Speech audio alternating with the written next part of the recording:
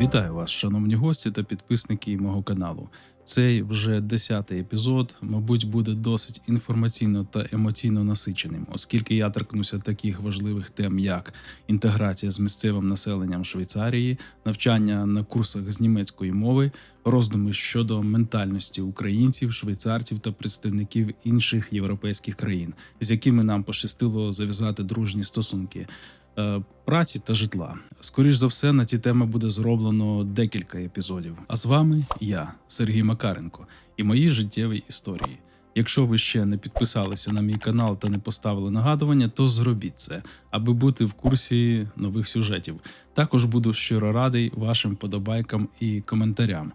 Якщо вас цікавить, з чого все почалося, то в описі під відео є посилання на список відтворення, де ви знайдете всі попередні епізоди. Тож, не зволікаємо і починаємо. При поселенні на тривале місце проживання прямо про це на першій співбесіді і запитують. Ви сюди типу економічних туристів приїхали чи маєте намір інтегруватися і працювати? Як я розповідав вже у минулих сюжетах, до Швейцарії приїхала значна кількість українців, у яких гасло по життю – це шара, халява, муткий, решалово.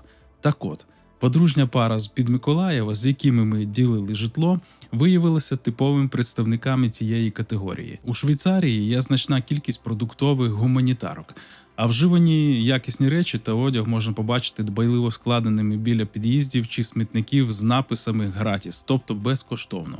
Чому так? Тому що утилізація речей – справа кропітка, яка забирає час та гроші.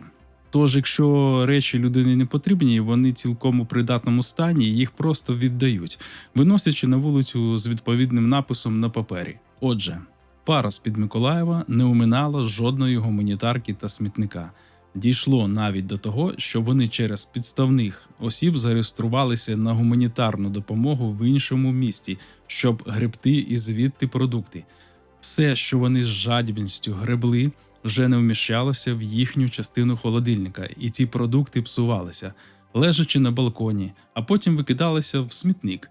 Своїми походами по гуманітарках та смітниках вони пишалися, і в їхніх розмовах постійно звучали слова «шара», «халява». Особисто мені було дуже неприємно спілкуватися з такими людьми. Звісно, я також раз на тиждень на початках їздив на одну з гуманітарок, але через декілька місяців завершив цю практику, оскільки дорога та стояння в черзі забирали значну частину часу. Продукти були в більшості не дуже гарної якості. До того ж, у сусідньому містечку ми знайшли магазин, де за фіксовану суму грошей, це 15-20 швейцарських франків, було можливість набирати достатньо багато різноманітних якісних продуктів.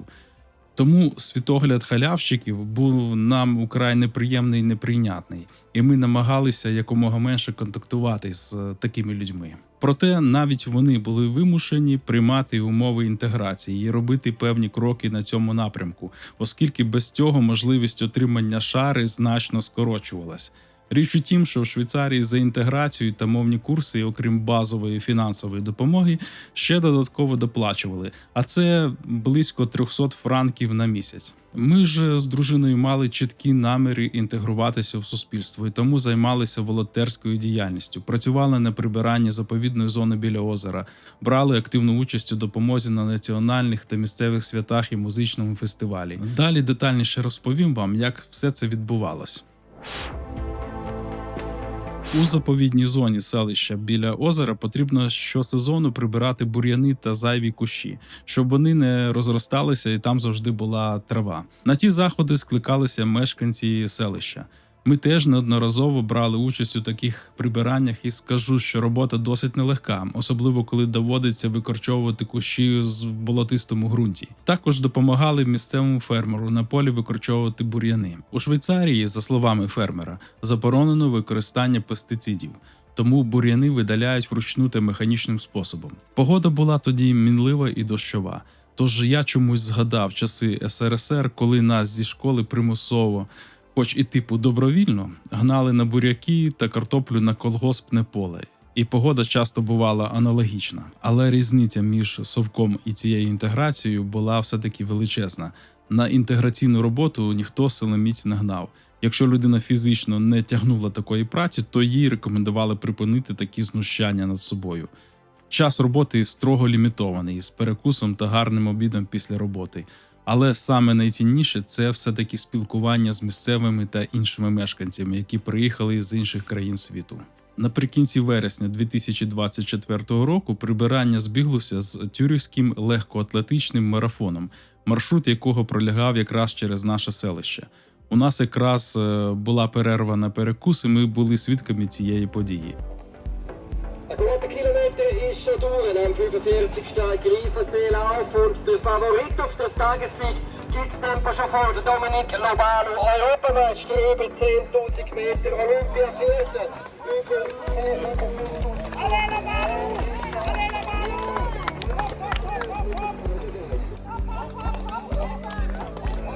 Hopp, hopp, hopp, hopp, hopp, hopp! Hopp, hopp, hopp, hopp, hopp, hopp! Alle, alle!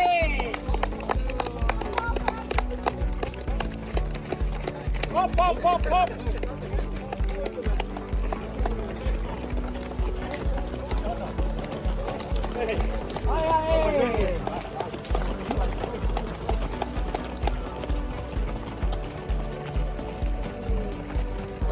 Hopp, hopp, hopp, hopp, hopp!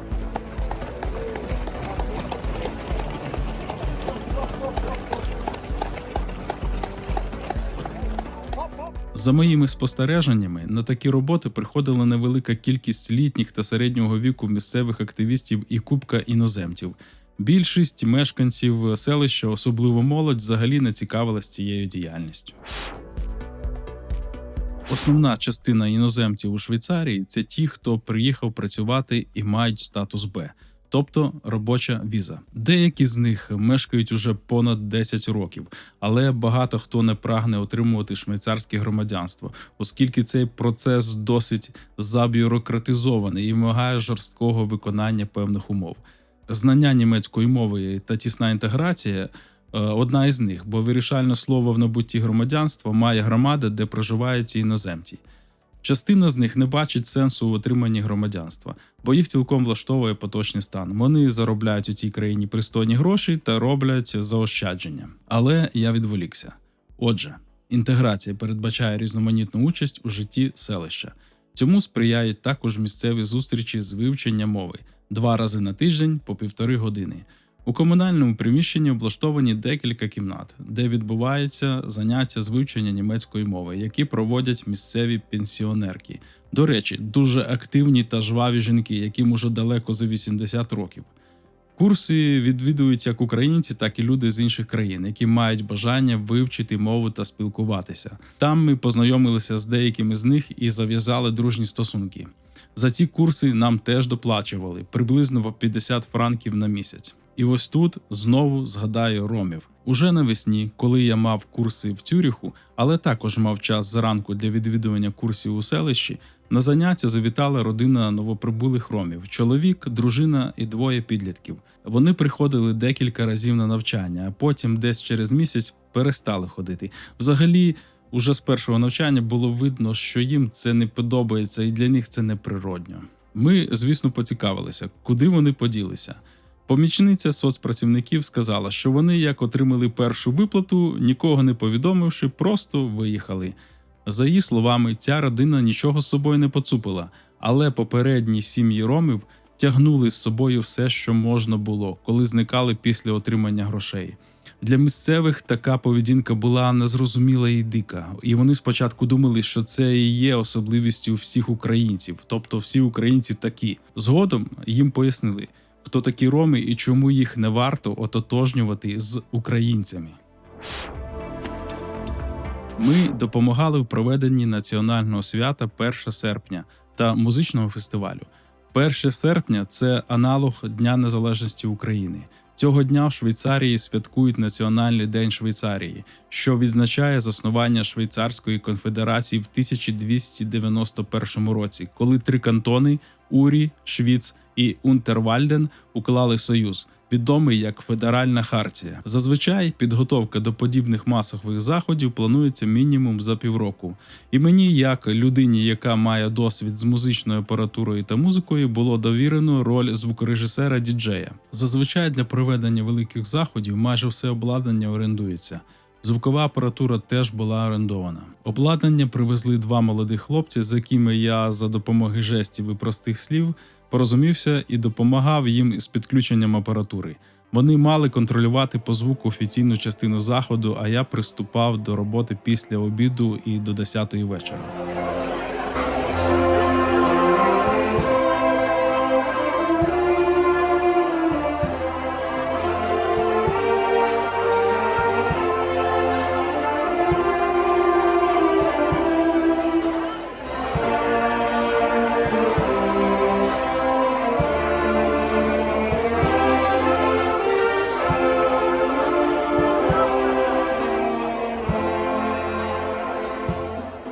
Звісно, під час роботи я поцікавився в хлопців щодо музичного та звукового бізнесу у Швейцарії. Вони розповіли, що є значний дефіцит звукорежисерів та помічників у сегменті живих виступів та концертів.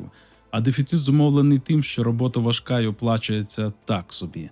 На моє запитання щодо студійної роботи я почув відповідь, що цей ринок дуже вузько сегментований. Звукозапис у Швейцарії досить дороге задоволення, і в основному митці їздять у сусідні країни, де цей ринок дешевший. Але ця інформація з їхніх слів, і в цілому вона не може відображати реальної картинки. Окрім того, що дуже багато столів було під накриттям, також ряди столів і лавок були на відкритому повітрі. А на вільній частині галявини відбувалися виступи різних колективів. Цікаво було послухати гру на національних швейцарських горнах. Це типу карпатських трембіт, але в них широкі вигнуті розтруби і їх кладуть на землю. Але призначення в них однакове. За допомогою таких горнів пастухи спілкувалися між собою та керували худобою.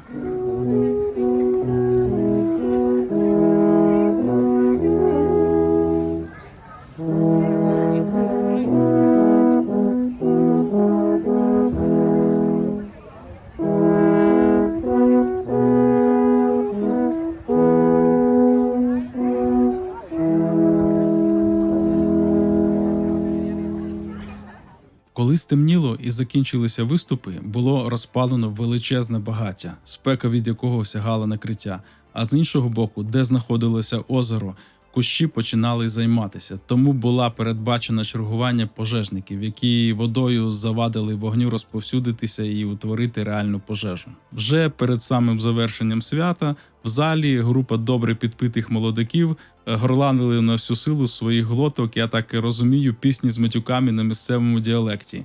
Вони навіть не співали, а просто кричали.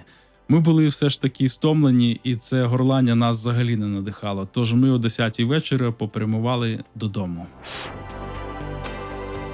З моїх спостережень щодо ментальності швейцарців склалося таке враження, що більшість з них навіть веселяться чітко за встановленим часом. Тобто, як тільки годинник показав 10-ту вечора, всі як по команді припиняють гульбенити і дисципліновано розходяться по домівках. Ми цікавилися в місцевих, чому так?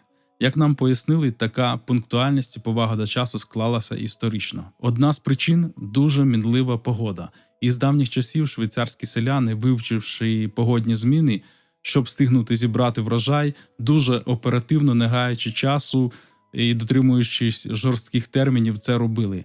Це одна з причин їхньої звички жити за часом. До речі, якщо, наприклад, людині призначено термін до лікаря, і вона не з'явилася попередньо, не скасувавши його мінімум за добу до прийому, то 100% з пацієнта буде стягнуто штраф.